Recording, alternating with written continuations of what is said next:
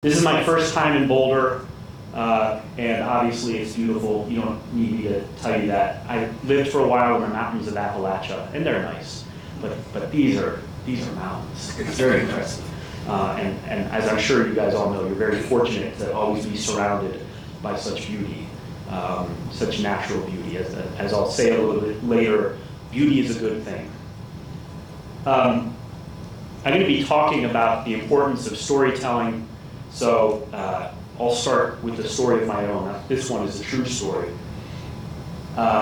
This past spring, I was at one of my son's sporting events. You know, I'm at that age where all of my weekends are spent at sporting events for my children. And another parent arrived with a lawn chair, and a lawn chair in one hand and a book in another. And I was curious. I said, well, first of all, the book was just in case the game was a blowout, which it didn't end up being. Really happy to know. But I was curious what she was reading, so I said, "What are you reading?" And she said, she was almost embarrassed to answer. She said, "Oh, it's just a novel." You know, the insinuation was, the implication was that she was a little embarrassed to be reading a novel. It's not what adults should be reading. As Jody suggested, adults should be reading history or historical biographies, or maybe business books or something like that. So this was kind of a guilty pleasure, not the right kind of reading. I got to know her a little bit better, and I brought this episode up to her, and I asked her, why are you kind of apologetic about it? And she explained that she actually really loved reading novels. She majored in English at Notre Dame. She wrote her senior thesis about the great novelist Joseph Conrad. Her husband is also an avid reader.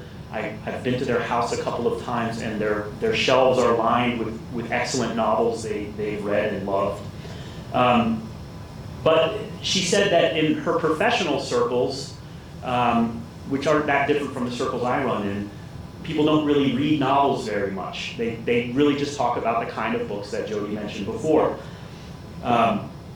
It's as if those are nonfiction books are the only books where wisdom really resides, and those are the only books that can really help you. After all, novels are kind of fun, so what good could you get from any of them? Now, this inferiority complex is not new. Early in the 19th century, none other than Jane Austen noticed the same thing, which is why she felt compelled to defend the novel occasionally in her own fiction. I agree with one of her characters who said, "The person, be it gentleman or lady, who has not pleasure in a good novel must be intolerably stupid." Austen loved calling characters stupid, either through other characters or the narrator. And as she wrote as she had her narrator say in another novel, novels are work in which the greatest powers of the mind are displayed, in which the most thorough knowledge of human nature, the happiest delineation of its varieties, the liveliest effusions of wit and humor are conveyed to the world in the best chosen language. I could probably stop there, but I said I'd talk for about 30 minutes, so I should keep going. But that seems like a pretty good defense of the novel. Unfortunately, I think few people would agree with her today.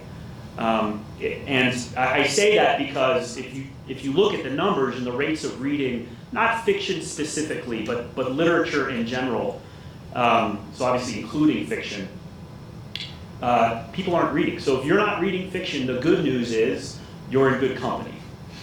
In the early 1980s, the National Endowment for the Arts found that about 95.6 million Americans had read literature in the past year. That was about 57% of the population. So that's obviously that first figure. 20 years later, they found that more Americans were reading, 96.2 million reported reading literature within the previous year. But that was still a 10% drop in a percentage. So 47% as a 10% drop over 20 years. And not surprisingly, their most recent report on the subject found that fewer American adults were reading literature than ever. Only 37.6 reported reading literature the preceding year for that survey. That's a drop of I'm no mathlete, but that's about a 20% drop in that time. So that's pretty depressing. And by the way, that decline spanned across education levels, race, age, gender, but it was especially dramatic among the 18 to 34-year-olds, that coveted demographic. In the early 80s, that was an age group that group was most likely to read literature.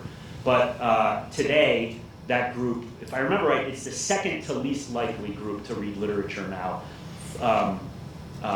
Only elderly people read less than them, and that's because they're watching Matlock.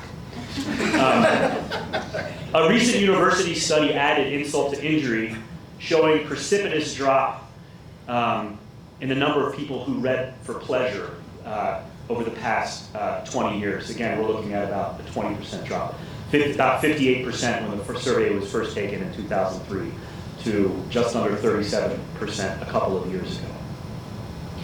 An anecdote in a recent New Yorker article drives home this trend. The journalist interviewed an English professor, a Shakespeare scholar named James Shapiro, and he's at Columbia. He reads a lot, and he says he attributes this to technology. Technology in the last 20 years has changed all of us. How has it changed me? I probably read 5 novels a month until the 2000s. If I read one a month now, it's a lot. And that's not because I've lost interest in fiction. It's because I'm reading 100 websites. I'm listening to podcasts. He doesn't say this, but there's a chance he's also on Facebook or Instagram or Twitter or TikTok, who knows what else. In other words, this isn't just a problem with millennials and Zoomers, though it is fun to blame everything on them.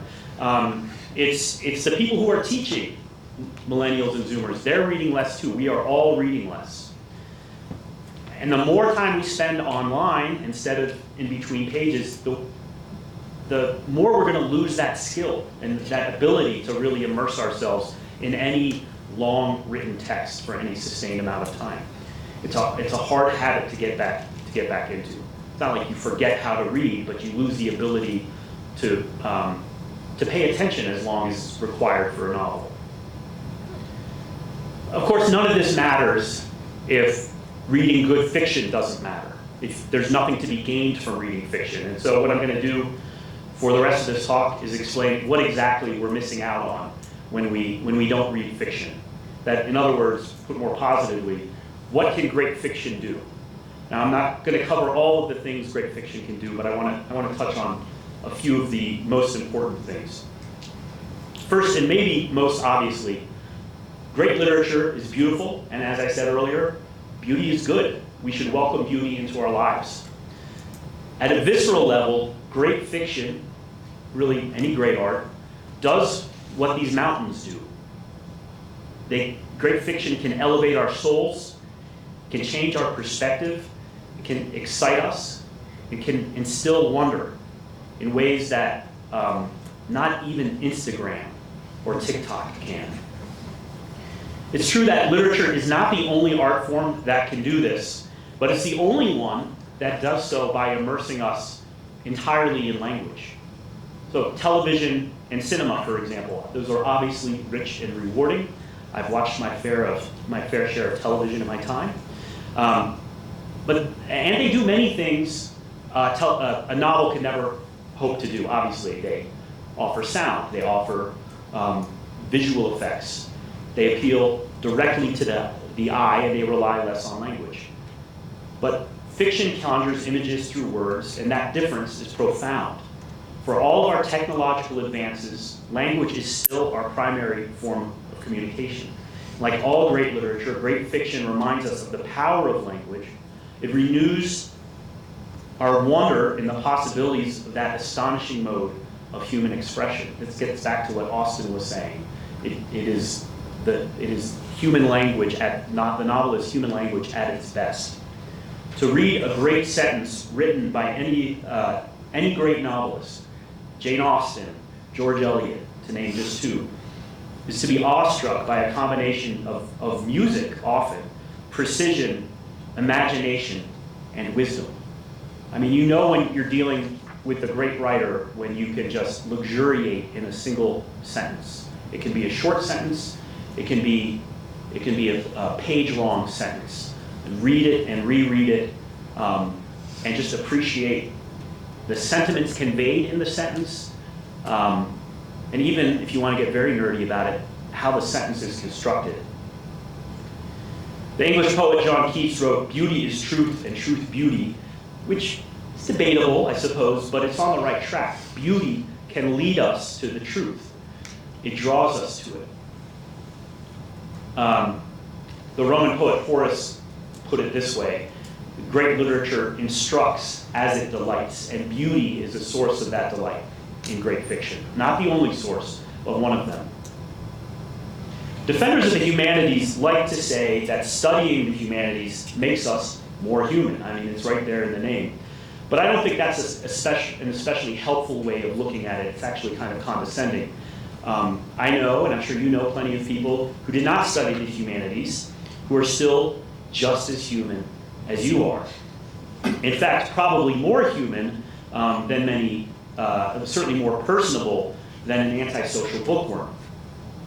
But studying topics in the humanities, including literature, helps us understand what it means to be human by showing us the range of human experiences.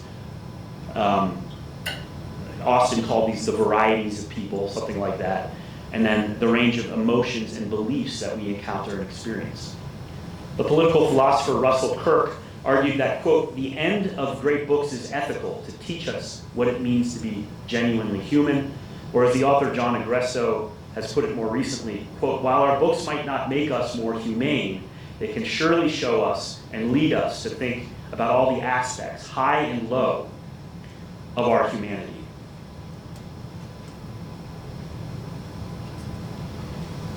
The great 20th century critic Lionel Trilling conveys this idea when he calls the novel the most effective agent of the moral imagination. He writes, "Its greatness and its practical usefulness lay in its unremitting work of involving the reader himself in the moral life, inviting him," he was obviously very sexist, but that's how they wrote that, "to put his own motives under examination, suggesting that reality is not as his conventional education has led him to see it. It taught us the extent of human variety." There's that term again. That's pretty much the same term Austin used. "And the value of this variety." I think it's important to recognize the human variety, especially in a democracy, means that it's important to understand different perspectives, different ways of seeing the world, and the novel is a superior art form in helping us do that. Barack Obama had offered a testimonial in an interview that I think is relevant here. He spoke to the novelist Marilyn Robinson about this before the end of his second term. And he attributed an important component of his political education to the fiction he read. He said, "The most important set of understandings that I've earned in that position of citizen," all right, that's enough. "The most important stuff I think I've learned from novels." And what exactly is he talking about there? What is that most important component? Obama described it this way: "It has to do with empathy. It has to do with being comfortable with the notion that the world is complicated and full of grays, but there's still truth there to be found, and that you have to strive for that and work for that. And the notion that it's possible to connect with someone else, even though they're very different from you. By the way," thank you. I can do a Trump impression too, but Trump does not speak about the novel. "By the way, in case you're skeptical, this belief in the empathetic or sympathetic powers of fiction has been reinforced by a number of scientific studies. Harvard Business Review, for example, reports that, quote, "reading literary fiction is an effective way to enhance the brain's ability to keep an open mind while processing information." There are other studies like that. But we're not here to talk about science. I would add that it's no coincidence that the novel developed in Britain around the same time when thinkers like David Hume and Adam Smith were immersed in theories of sympathy and moral sentiment. Indeed, one of the earliest subgenres of fiction in 18th century Britain was the novel of sensibility, in which characters demonstrated their virtue and goodness by expressing sympathy for those around them, as well as being especially sensitive about their own troubles. By the early 19th century, novelists were dropping us deep into the psyches of their characters through omniscient narrators who knew and shared with us every thought and emotion of their characters. Now, I think there are a couple of important caveats. The first one, most basically, is that reading great fiction does not automatically make you a great person. One example, Joseph Stalin, voracious reader, loved fiction, bad person, killed lots of people. The Northwestern professor, Gary Saul Morrison, has this line about how Stalin's library included works by many people he had killed. I think it's also important to point out that everybody celebrates the sympathetic powers of fiction, but a lot of great fiction doesn't do that. And put another way, great novels do not ask us to withhold judgment. Many great novels are indeed more interested in judging and condemning, or even ridiculing, than empathizing. The great American writer Flannery O'Connor complained, I won't imitate her Southern accent, it's considered an absolute necessity these days for writers to have compassion. She wrote this some 60 years ago, but it's still true today. Usually I think what is meant by it is that the writer excuses all human weakness because human weakness is human. The kind of hazy compassion demanded of the writer now makes it difficult for him to be anti-anything. To this day, you'll see, I saw a blurb the other day celebrating a novelist's radical empathy. That can be an important standard on which to judge fiction, but I think often when people talk about only that way, it becomes the only way to think about fiction, and it shouldn't be. If I can quote another great writer, the British novelist Muriel Spark, she wrote this, I think, in the early 70s. She said, "The art and literature of sentiment and emotion, however beautiful in itself, however stirring in its depiction of actuality, has to go. It cheats us into a sense of involvement with life and society, but in reality, it is a segregated activity. In its place, I advocate the arts of satire or ridicule." I love this woman. "And I see no other living art form for the future. Ridicule is the only honorable weapon we have left." Now, I think she's overstating things a little bit, but her point's important, and sympathy, the powers of sympathy, sympathetic formation, great novels can do that, but great novels can do other things as well. They can show us the idiocy that surrounds us. That's what satire is all about. In the process of exploring the minds and motives of its characters, great fiction artfully instructs us, going back to Horace's indication, by offering us important insights into how to live. It asks important questions about what matters to us and why.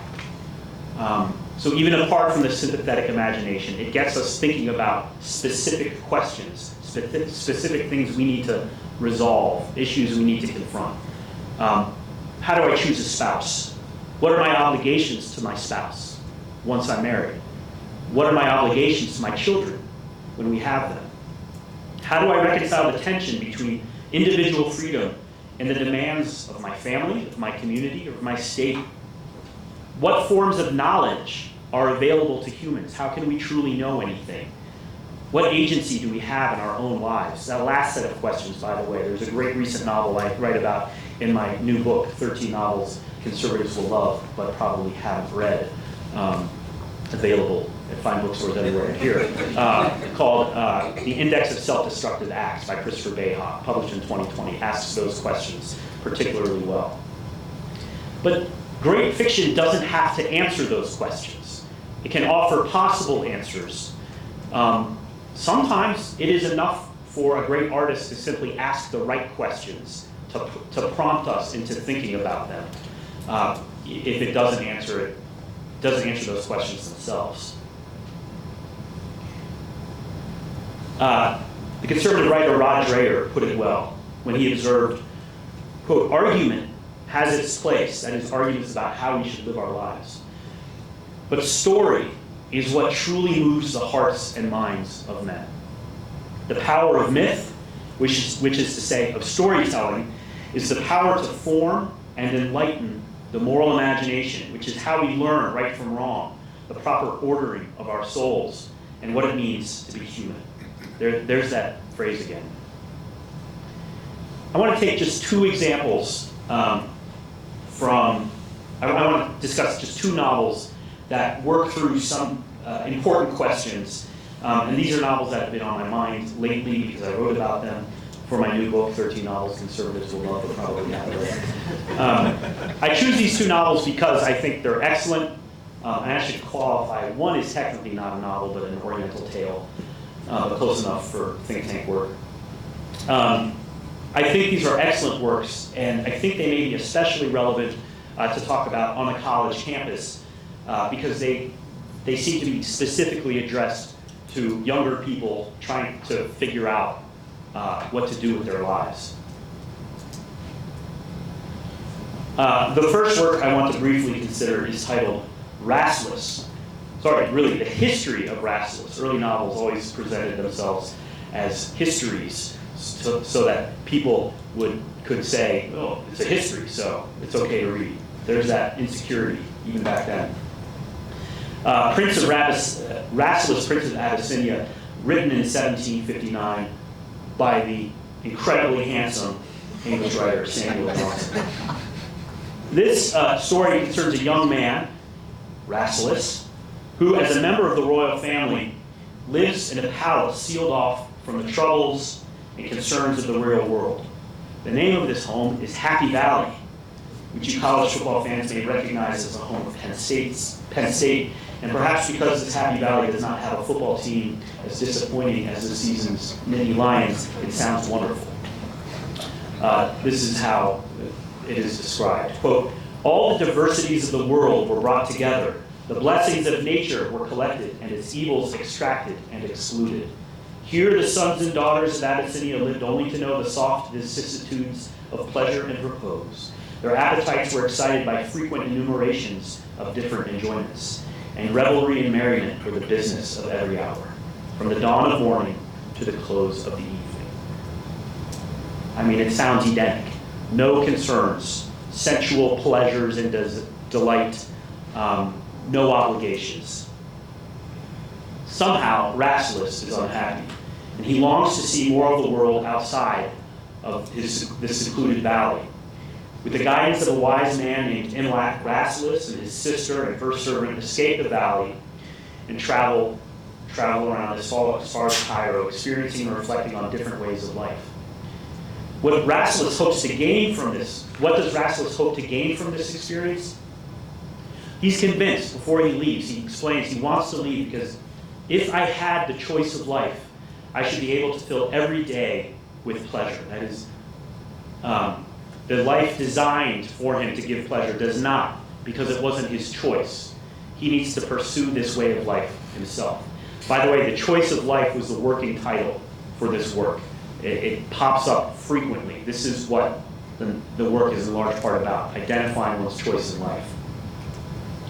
Even after the wise Imlac warns him that life is full of disappointment, Rassless is more convinced than ever that he needs to make his escape and see the world for himself. He says, "I am resolved to judge with mine own eyes the various conditions of men, and then to make deliberately," here it is again, "my choice of life." As his name suggests, Rassless is restless. He wants to know more about the world beyond Happy Valley and wonders how he can really be happy unless he knows what he's missing out on. He believes, quote, "Man has surely some latent sense for which this place, that is Happy Valley, affords no gratification, or he has some desires distinct from sense, which must be satisfied before he can be happy." What Rassless feels is a desire that, as becomes clear over the course of the work, Johnson believes is central to human nature itself.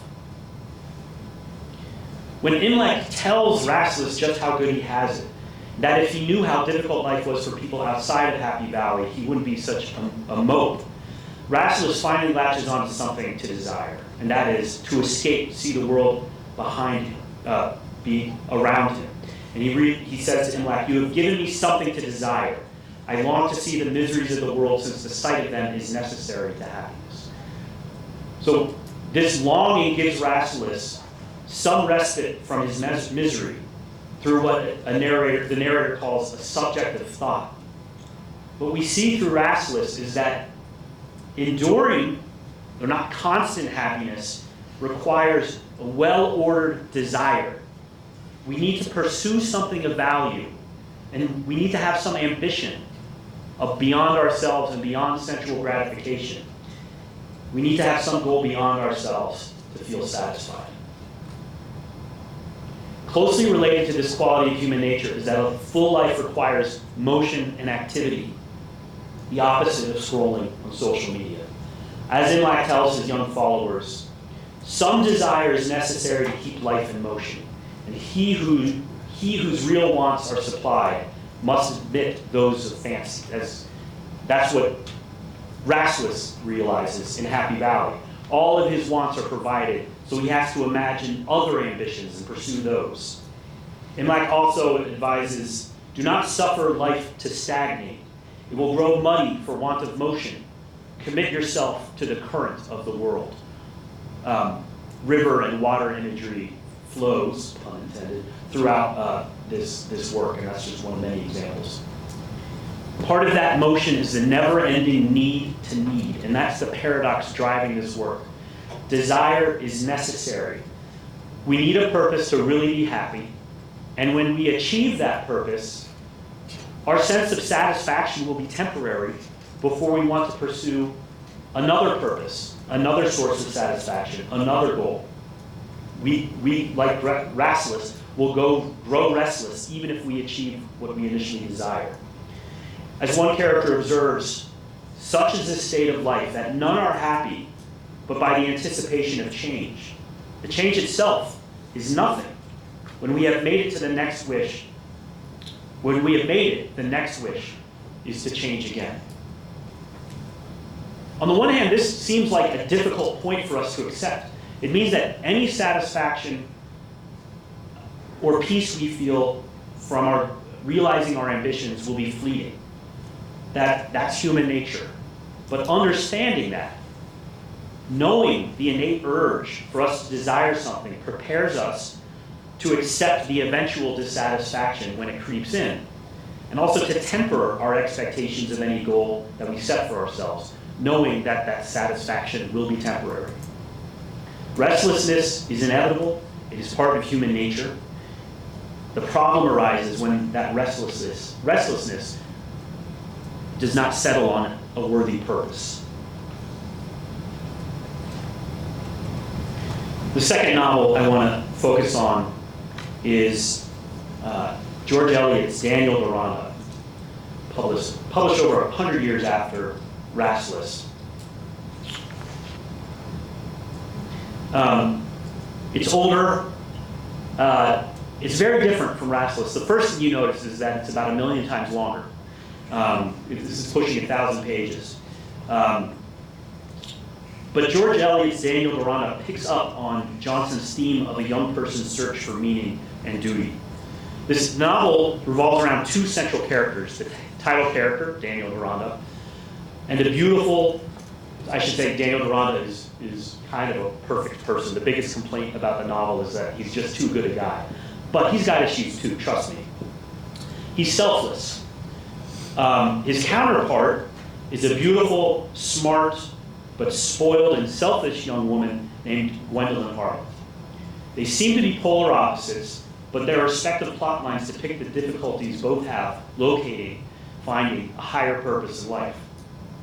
Early on, Gwendolyn's family suffers a financial loss, and she considers it her duty, quote, to get a little money for her mother. There are different ways she could do this, but she finds the best ones too demeaning. For example, she doesn't want to be a teacher. So she decides instead to marry a rich man who's pursuing her. His name is Henley Mallinger Grandcourt, and you can tell he's a jerk. I mean, this is an old writing trick.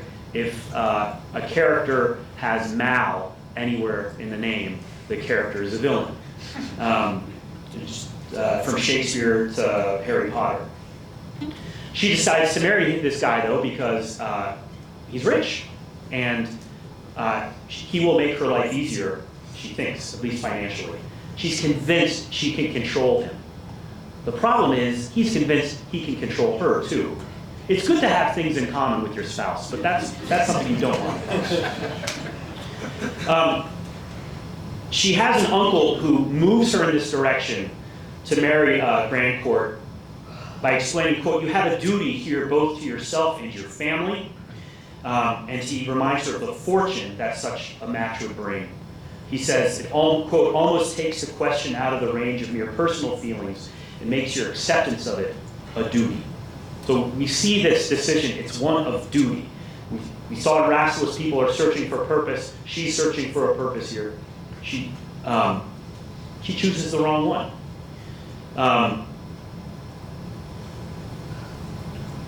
The uncle's rationale, his encouragement, his reasoning that she needs a duty, he's right, she does. But his advice is terrible because he ignores what a vile character Grandcourt is. Gwendolyn has a more reliable advisor in Daniel Deronda, whom she believes is especially perceptive at identifying her duty, or at least her best course of action. She asks, what should I do? She asks early in her marriage. What should you feel if you were in my place? And he encourages her to find a duty beyond herself. He says, look on other lives besides your own. Try to care about something in this vast world besides the gratification and small, selfish desires. After another tragedy strikes Gwendolyn, there are hints that she recognizes that by dedicating herself to her mothers and sisters, to be kind to them all. And she asks Daniel again, is this all I can do? Isn't there something else I can be doing? And his reply is profound. He says, yes, I think so. Looking at your life as a debt may seem the dreariest view of things at a distance, but it cannot really be so. What makes life dreary is the want of motive. But once beginning to act with that penitential, loving purpose you have in your mind, there will be unexpected satisfactions. There will be newly opening needs, continually coming to carry you on from day to day. You will find your life growing like a plant. We don't know, spoiler alert, whether that happens to Gwendolyn, but we are optimistic that it will. Daniel knows what he's talking about here, struggled to find a sense of purpose, because he's been looking for one himself. He struggles, but in this, where Gwendolyn is selfish, his problems arise because he's too selfless. He's spreading his sympathies around willy-nilly. The narrator describes his, quote, subdued fervor of sympathy as an activity of imagination on behalf of others, which did not show itself effusively. An earlier indication of the sympathetic power is when he redeems Gwendolyn. Oh, sorry, we'll talk about that. We get this sense from a backstory in his college years when he sacrifices his own college studies to help a friend. And then, most significantly, he saves a woman from killing herself, and he benefits from this because they end up getting married. Another spoiler there. The narrator warns us that there is a legitimate danger to the excesses of this excessive sympathy. A too reflective and diffusive sympathy was in danger of paralyzing in him that indignation against wrong and that selectness of fellowship, which are conditions of moral force. Gwendolyn's problem is that she's so selfish she can't find anything beyond herself. Daniel has too many objects of duty and sympathy, and ultimately, quote, what he most longed for was either some external event or some inward light that would urge him into a definite line of action and compress his wandering energy. He eventually finds that. I won't give too much away, but he discovers the truth about his parentage, as is the case of any hero in a great 19th century novel, and he bases his purpose in life based on what he discovers about his heritage. As different as his personality is to Gwendolyn's, their happiness and satisfaction relies on realizing their sense of a higher purpose or calling, what Rasselas might have called the choice of life. I want to conclude by considering one last important thing we can learn from great novels. And it's perhaps a strange note to end on, given everything I've said up to this point, but it's this. Reading fiction can have disastrous consequences if we don't approach it with the right attitude or with the proper guidance. Read too much of the wrong kind of book without the right attitude or disposition, and you will addle your mind or ruin your life. A recent Wall Street Journal about the popularity of a genre called romantasy. It describes it as, quote, a mix of fantasy and romance in which heroines ride dragons to battle enemies and otherwise navigate magical realms, all while living their best sex lives. Warned that, quote, the books create such unreal expectations about a relationship should offer that mortal men can't match up. The story quotes a therapist who reports having, quote, single clients who have had to take a break from romantasy because it sets up unrealistic ideals of a relationship and how they'll be treated. Guys, your competition is, it's not just the guys in the gym or earning more money, it's elves. This is not a new story. Samuel Johnson himself warned that novels, quote, are written chiefly to the young, the ignorant, and the idle, and were therefore capable of corrupting their readers in profound ways. And many of the most famous early novels were about this. Don Quixote is about somebody who reads too much chivalric literature and deludes himself. Waverley by Walter Scott, published in 1814, is about a young man who reads too much of the same kind of literature and has a totally unrealistic idea of what he should expect from life.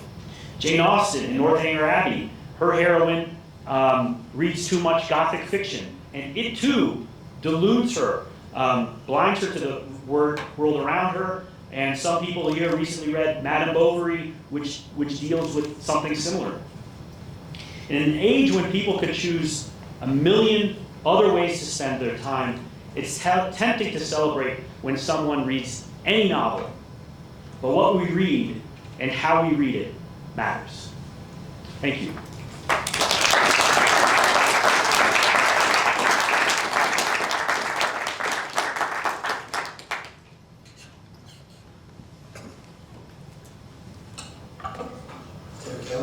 So we'll take some questions, but I want to take my privilege to ask the first one or two if we could. That sounds good? I give you permission. Okay. Does Taylor want us to? I'm just going to hand it back. Oh, you're good. Yeah, go ahead. The first is you were doing some aligning between Obama's empathy, and then in the next paragraph you were talking about sympathy. I knew somebody would and then it came back to the empathy, and this is a horrifying and I think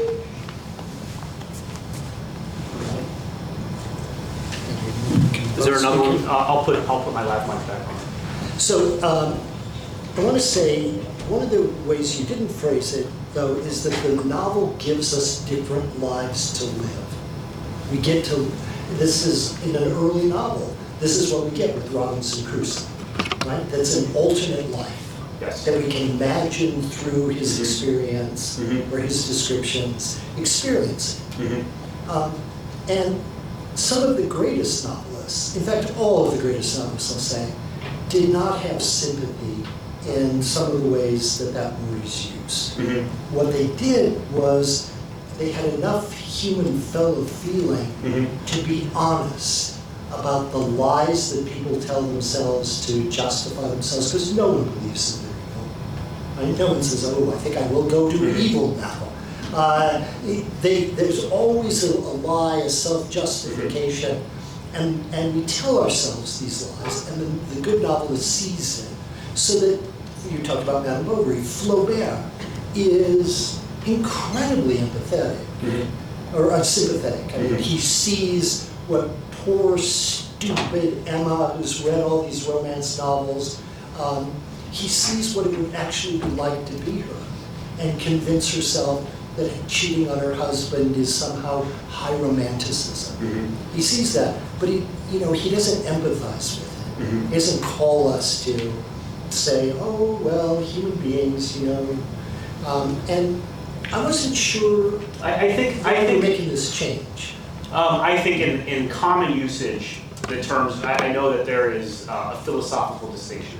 As I understand how those terms are used in the context as Obama was using it, I understand it to mean empathy as synonymous with sympathy. I think, I think you're absolutely right about these ways how great novelists look at the lies we tell ourselves. But I think, to your point, let me give you an example of the villain, if you want to call him that, of Middlemarch. For so much of that novel, we are led along to see him as an absolute creep. Casaubon is an old man who marries a very young woman, and it's not a happy marriage for all sorts of reasons. He gets insanely jealous of her and her relationship with his cousin, and basically puts all sorts of restrictions on what she can do in her relationship with that cousin. And his jealousy is very unappealing. But occasionally, Eliot will draw us out, will catch us and stop us and say something along the lines of, don't be too mean about Casaubon. Even though her narrator has been the person driving us towards this sort of judgment against him, and reminding us about all the ways, all the things Casaubon was thinking, and why we should be understanding and forgiving about his reactions to his wife and her relationship with his cousin. And I think very often those points are right. In relation to what I'm suggesting, the point isn't that Casaubon behaves correctly. The point isn't that we should applaud what he does to Dorothea, but we should understand what brought him to those actions and wonder whether we may have acted similarly in parallel situations, or that we would have were we in his situation. Right, which connects to the point about imaginative lies. Yes, right? yeah. The second thing, though, is when we speak about description, this kind of precise description, there's a whole other strain of the novel which says the point is to change the world. Yeah. Not simply to describe it accurately, but to change it. And the novel achieves this in different ways. When Dickens died, Anthony Trollope wrote his obituary for the Times of London. And Trollope actually complains a little bit. He says, most of those of us who write novels have to at least attempt to have our characters comport with reality. Mr. Dickens had the unique privilege of, after he had finished writing, having reality change itself to match his fiction. He said, after Dickens is done, all misers are Scrooge, all orphans are Oliver Twist, all bootblacks are Samuel. Yeah. And Dickens had this sort of unique power to change things just by the power of his descriptions. And he takes, the Yorkshire schools that he takes out after in Nicholas Nickleby. They were formed because he wrote Nicholas Nickleby about how bad they were. Yeah. And that's not, that sure ain't sympathy. And it isn't living inside the characters. virtues, right? It's this kind of Well, but it's generous anger at the yes, this goes back to Dreher's point, by showing us the sufferings of the people in those institutions and experiencing those difficult ways of life. I mean, Dreher's point is, other people were making similar arguments. Dickens didn't achieve that through argument. He achieved it through storytelling. And you're right, how many people could do that? That is a certain account here, but the novel isn't doing this in a way in which, in the mid 20th century, when communism dominated literary criticism, it was very common to read Victorian novels, especially Dickens, as merely the story version of Engels' The Condition of the Working Class in 1844. You just put fiction to it, but it's really the same message.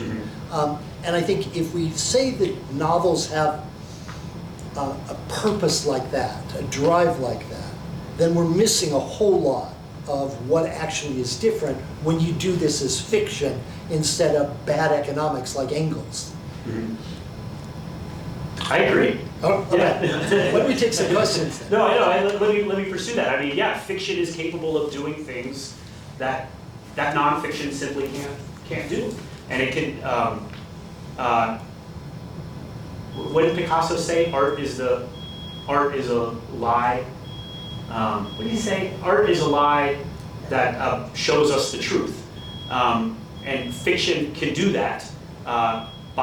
Not all fiction can do that. It needs to be credible by showing by showing us credible people in credible situations that appeal to us on an intellectual and on a visceral level. Questions? Comments? Joseph?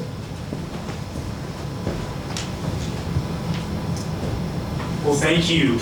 This is really interesting and thought-provoking for me to think about what's the distinctive contribution of the novel. And so one question, you just brought up the Dreher quotation, and Dreher distinguishes argument from storytelling, but storytelling need not be fictional. Right. And earlier I forget who made this point that in novels we can see the infinite variety of human experience. Livy makes that point in the preface of History of Rome. I just talked about it with some of my students yesterday. That, in history we can see the infinite variety of human experience, and we can tell stories, of course, about historical accounts. So I'm so curious to hear a little bit more about what the distinctive thing is that you're missing out on if you're reading lots of history that has lots of stories, but you're not reading it. Well, first of all, this part of what I'm arguing goes back to what Jody was saying in his introduction, which is that the novel is kind of new, and so it seems ancient to us, but it's not really. It's a relatively novel art form. And so people were experiencing things like this through other forms of writing. But I think that what the novel offers is a very different kind of pleasure and experience than, for example, history, because I don't know, there's a greater freedom to it. It follows different conventions than history. And so and through those different conventions, it brings us different forms of pleasure, different experiences in beauty.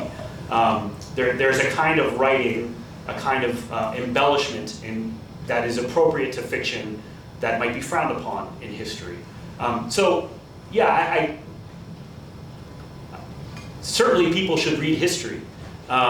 And I don't mean to be dismissive of other writing, but I think there are certain pleasures that rise out of the freedoms allowed and the fictions allowed in fiction in general, and short stories too. Did you want to build on it? Yeah, Sir Philip Sidney in Defense of Poetry says, the poets never lie. because they never tell the truth. And it's this sense of, that we're inventing all this. How can you lie about a fictional character? Well, it turns out, as the novel becomes more and more sophisticated, that we develop a device called the unreliable narrator that's going to allow you to do some very interesting and tricky stuff with that. But generally speaking, you're not allowed to move too far into the head of a historical character without some kind of evidence. Yeah, can I just add on really quickly? I quoted James Shapiro earlier. He's written great histories of Shakespeare. Tries to get into Shakespeare's head. There's so little out there about Shakespeare. He always has to say something like, perhaps he thought, or Shakespeare may have gotten coffee that day. It's very, to really get into the head, there are all sorts of, creaky mechanisms to get us there that you don't even fiction. Now think about that in terms of movies, radio shows, and the rest of it. The prose narrative of fiction, so the modern novel, is the most supple technique and grandest canvas civilization has ever come up with for reporting the ideas of the self and what goes on in the mind. Because you can say, then the character thought this, then the character felt that. You can't do that about Nero, or at least not much, right? You can guess. And if you're an empathetic historian, perhaps you can guess correctly about some of it. But the novelist gets to do it in front of us. And we sit as critics who are human beings and say, is this plausible? Did he get it right? Did she accurately describe what we can imagine a human being to be? And the prose narrative of the novel, this 300-year sweep of the art that got more and more sophisticated, and then less and less sophisticated, but that's a story for another day, as I said, both the most supple device and the broadest canvas for exploring the self that the world has ever seen. Yeah, and I'm glad you brought up film, and it's true of television too. Prestige drama is really good at hinting what The Sopranos, just for one example, at hinting at what characters are thinking. There's no narrator to tell us what Tony is thinking when somebody does something stupid. And there's no narrator to tell us why he goes on to berate his son in the next scene. It's left up to us to make that connection. And that's a great narrative technique. It's exciting. But in a way, cinema and television is forced to do that approach, take that approach, because if it doesn't, it's just too talky. And you have to have a narrator, like a Scorsese movie. You get these narrators coming in all the time, like, well, I was really upset that this happened, so I decided to go to the restaurant and tell him what's going on. And then every Scorsese movie is over-narrated because he's trying to make it too much like a novel and not relying enough on, not trusting audiences to sense what is going on and what's implicit. Christopher and I today were talking about, or last night we were talking about the many film and TV versions of Pride and Prejudice, right? Pride and Prejudice starts with a quite famous line. It is a truth universally acknowledged that a young man in possession of a large fortune must be in want of a wife. Right? And here's the trouble with filming that. Whose mouth do you put that line into? The narrator, which is a voice she learned from Fielding and Johnson, is arch and abstract. And the only film equivalent of that is the eye of the camera, which can do a lot, but not everything that the narrator of the novel can do. And the last version a few years ago, put that line in the mouth of Mary as the family is walking along in the first scene of the novel. Mary, you remember the idiot who wants to sound like she's wise in Pride and Prejudice. Like quoting Samuel Johnson. Right, exactly. So that, the novel and that distance, what the narrator can do, and the devices that of indirect thought and then stream of consciousness that the novel develops as the years go by. These become, as I said, that supple instrument that we've never quite had any other art be able to do for us, much less historical writing. You mentioned Fielding. Tom Jones is a great example of an early novelist trying to figure out what a narrator should do. And it's a really verbose narrator talking about what fiction is all about. He's walking us through the plot, walking us through different sections, holding our hand. It's one reason it's such a long novel. But it's an omniscient narrator who's not a character really in the novel, not a part of any of the action. And a recent BBC, I think it was BBC adaptation of it, it was just a terrible adaptation for all sorts of reasons. And it dropped the narrator entirely out of the picture. Earlier film versions had that narrator, and it was kind of quirky and funny. This guy kind of popping out and saying, "Well, we've seen what's happened now. Where should we go next?" This dropped that, and so it sucked a lot of life and fun out of the novel. There could have been all sorts of clever ways to bring in a narrator commenting upon what's going on, and they just gave up on that. And here's a good example, just exactly with that, right? The movie version of Tom Jones from the 1960s, who had, what was the actor's I can't remember his name. Anyway, there's a scene in the novel in which the foundling Tom, on his way back to Squire Allworthy, these names are always so helpful locating you in the course of a novel, and Sophia, his daughter, who's the love interest, he's gone out into the world and make a sort of sweeping, picaresque return. And he discovers who his parents are and realizes that the prostitute he slept with in one of the towns he passed through was probably his mother. Okay? And the eye of the camera can do a lot, but it can't do everything the narrator does. Here's the eye of the camera. Shelley Winters plays the prostitute who is the mother, right? And as it's revealed, she goes, and makes a kind of move at the camera, right? Right in looking at the camera. There's that eye of the camera, trying to do some of the work that the narrator does. But think of the room the narrator has. One of the ways to understand that, at least I've been teaching my students this semester, is that out of this early novel, Born in Britain, the Fielding gives us that abstract narrator, who's a little wry, and then Richardson gives us the domestic detail, the sense that you have to focus on what's going on in the characters' heads, and that real life is the life of domestic detail. And they come together, these two lines, the Fielding voice and the Richardson focus. They come together first really in Fanny Burney, but then Jane Austen. And she perfects it. She perfects the connection. And the novel explodes after her for exactly the reasons we've been talking about. Do we have time for another question?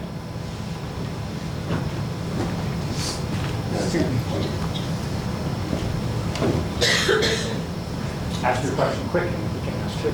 Okay, this is sort of related to your topic about like the generational disconnect and knowing other parents who are kind of ashamed of, what they're reading and feeling forced to read history or any relationship to that. I think that we're kind of widely in this era of like anti-intellectualism, and that people are kind of feeling the like cultural hegemony and requirement, or not requirement, but lack thereof to read and to feel educated in that sense. So what do you think is the best way to sort of combat that box that we're all being closed into, especially for like younger generations and people who don't necessarily feel the same drive to read anymore? Who's putting you in that box? Who's creating the anti-intellectual atmosphere? I would say like your peers. Okay. For the most part.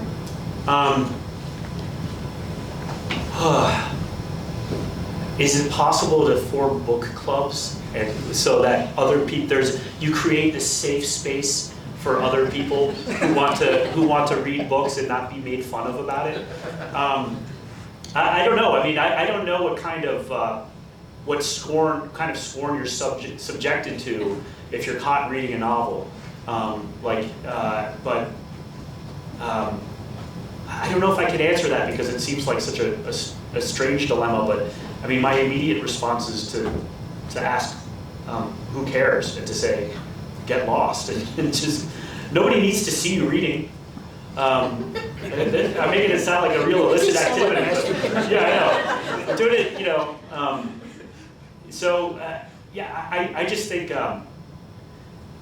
I think you need to look at what other people are doing instead of reading and consider, is that better? Is doom scrolling more productive? The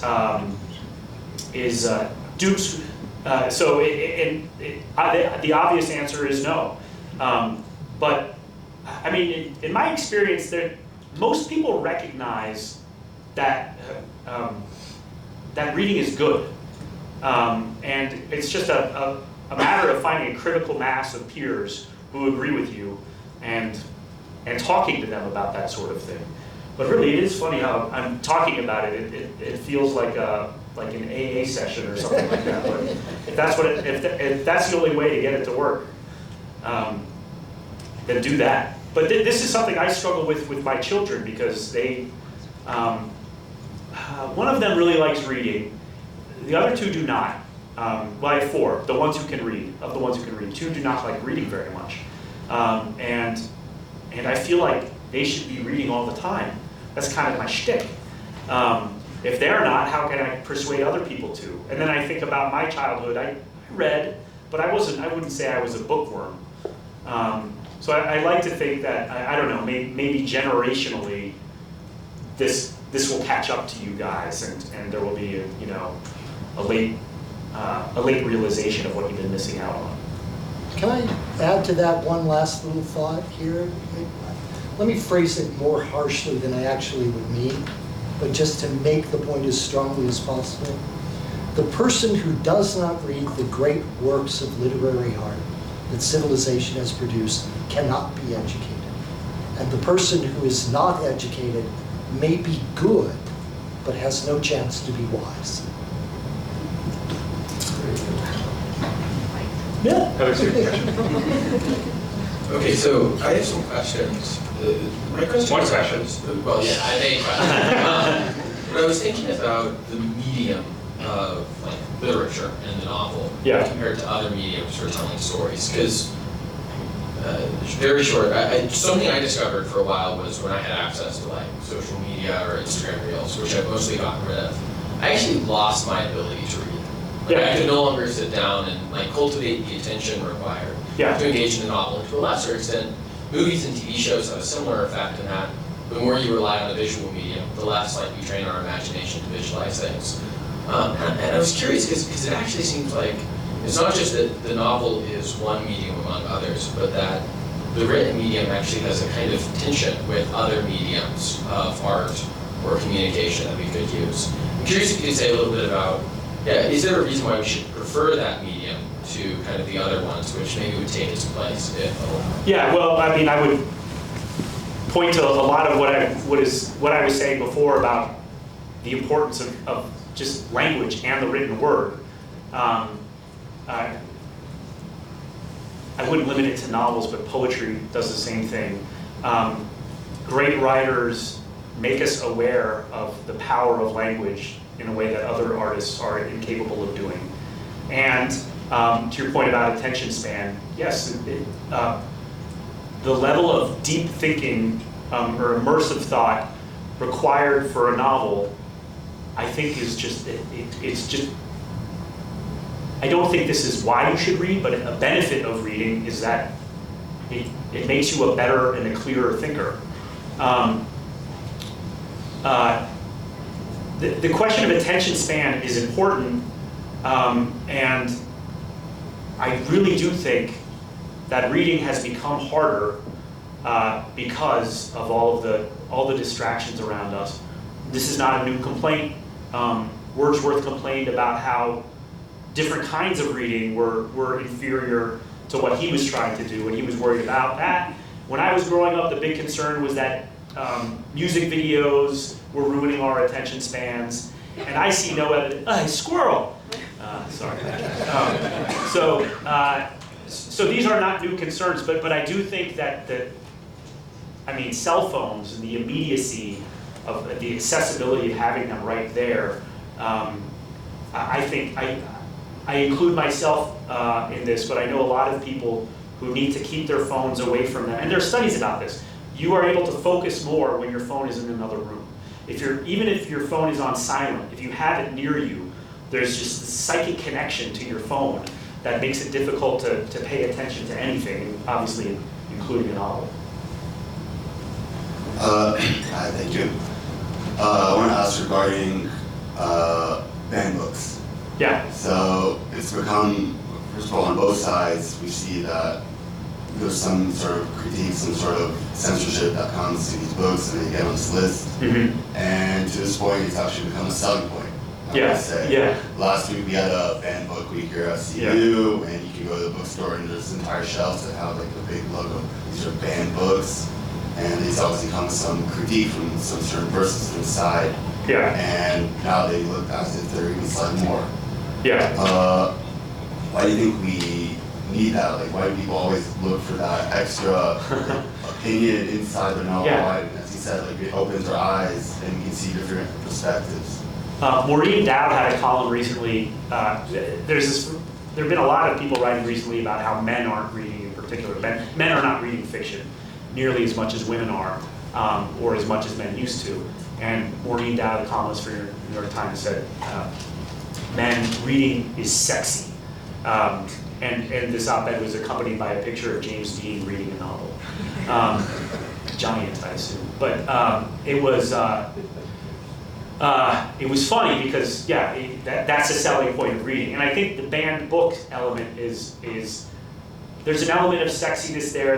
There's a resistance element to that advertising. But the fact is that there aren't really any banned books. As you said, it's both sides doing this. But it's a question. It's decisions about what books should be taught to people and what books should be available to people in the library. And I think those are completely legitimate debates about. I think these are good conversations to have about like what do we want our children to read and why. And so, like in the case of we see in a lot of libraries, conservative parents and activists do not want books about transgenderism in a public library if they're written for very young children. And then progressives have soured on To Kill a Mockingbird. That's been taken off the curriculum. It's not banned, but it's taken off the curriculum because the racial standards are different now, and behavior that we used to celebrate then, when it was written and for decades afterwards, is now seen as kind of patriarchal and white supremacist. It is kind of an advertising technique to call these books banned. They're not really banned. And they're still widely available. And what's happening is a legitimate conversation, infuriating at times, carried out on both sides about what our priorities are and what we want children to encounter when they read. There's also, there was a Victorian convention, late Victorian convention, in translations of Ovid or the Roman poet, writer of epigrams, Martial, who often describes pornographic scenes. And the translation would, when it reached those points, leave them in Latin. And then go on in English translation below that. Right? What a great way to encourage students to learn Latin. There's also this idea that if you were mature, one had an adult judgment, and that not to be drawn into the prurient, that a measure of that was that you knew Latin. Right? Your Latin was good enough that you could figure out he's talking about what he's talking about. That is, look, it's mockable, right? It's better than the Bowdlerizations, where you just cut the pieces out. which has been increasing. It just happened to Roald Dahl's books. Yeah. They cut out the stuff that's, kind of, that we didn't seem disturbing. Yeah. Yeah. Which is the whole thing that drove a Roald Dahl novel, a children's book. But if this idea of leaving it in Latin at least raises the question of what do we do with the mature judgment? There's a history of literary pornography that runs through, the Marquis de Sade, from whose name we get Sadism, Leopold von Sacher-Masoch, from whose name we get masochism.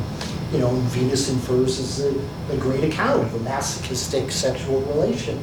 Are you gonna, what do we do with that? France had to face up before we do with what happens when you have a major literary talent who writes pornography, with the Marquis de Sade, who actually had a great prose style sometimes.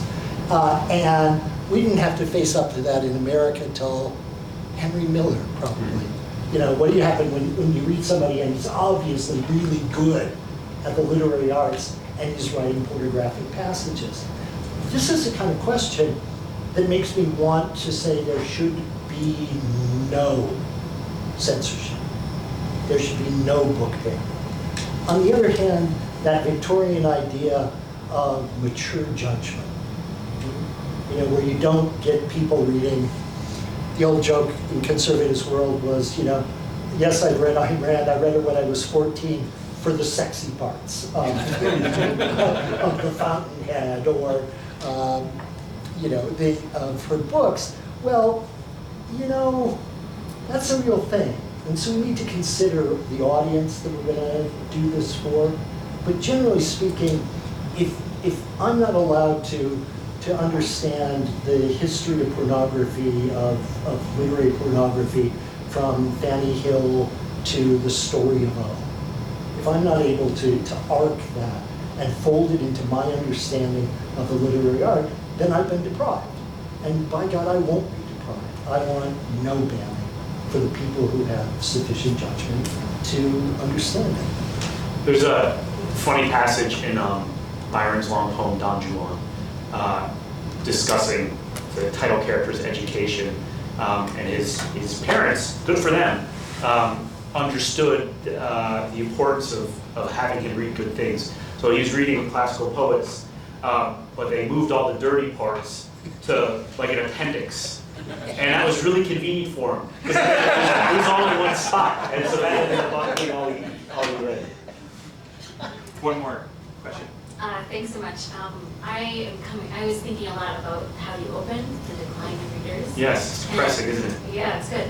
And thinking about how it could mirror, you could put up other big shifts over the last 2 to 3 decades in higher education. Yeah. One of which would be the decline of the humanities major, right? Yeah. The decline of students taking humanities courses, the rise in kind of pre-professional majors and degrees.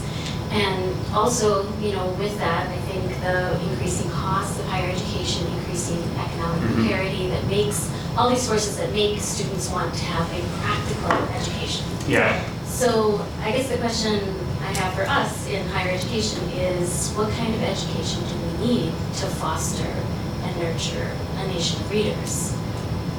Joe, do you want to take that? No, this is all you. I am a big supporter of the liberal arts, and a liberal arts, like a core curriculum in particular.